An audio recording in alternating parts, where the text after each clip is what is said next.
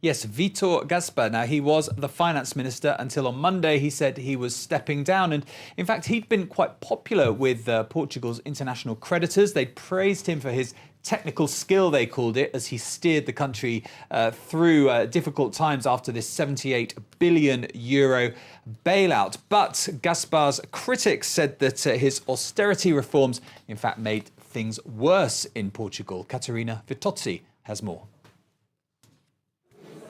He was the architect of Portugal's austerity drive, praised by Brussels but blamed by those who thought his economic reforms were just too tough. Vitor Gaspar was a former European Central Bank economist. His job as Portugal's finance minister was his first political role.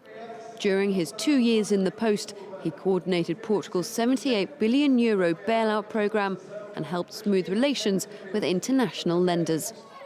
But his austerity reforms were deeply unpopular. Many blamed his budget cuts and tax hikes for Portugal's 18% unemployment and a third year of recession. For Gaspar, though, missing a 3% EU budget deficit target for a third time was the final straw. This slippage undermined my credibility as finance minister. It's my firm conviction that my departure will contribute to reinforce the leadership and cohesion of the government. Junior partners in Portugal's coalition government had started to attack Gaspar's economic policies. His departure may silence those critics, but for how long?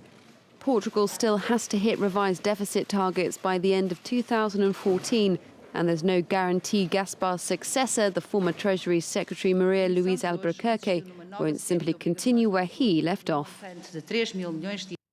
Catarina Vitozzi reporting there. Well, the European Commissioner for Monetary Affairs, Olli, Rehn, also praised Vitor Gaspar, said that he had managed the difficult but necessary measures to restore confidence in Portugal. But he also said that Mr. Gaspar's replacement there, Luis Alberquerque, should maintain the tempo of reform and that major challenges remain. And the need to reduce the very high jobless rate is not the least. Well, meanwhile, the opposition party there in Portugal says that this resignation means it's time for new elections. Today, this government fell for good. The country needs a new government that balances public accounts through growth and jobs, a new government that unites the Portuguese and does not divide them. OK, well, let's get some of the day's company news now. And an €8 million fine for LVMH, the owner of Louis Vuitton and Veuve Clicquot Champagne. That punishment came from the French stock market watchdog. It says the company failed to provide full disclosure of its growing stake in the rival handbag maker Hermes. LVMH has built up a 23% stake in the company.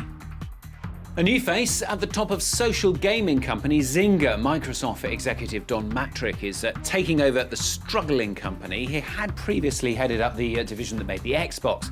Shares in Zynga have fallen by half over the course of the last year, but they rose 10% on rumours of that change.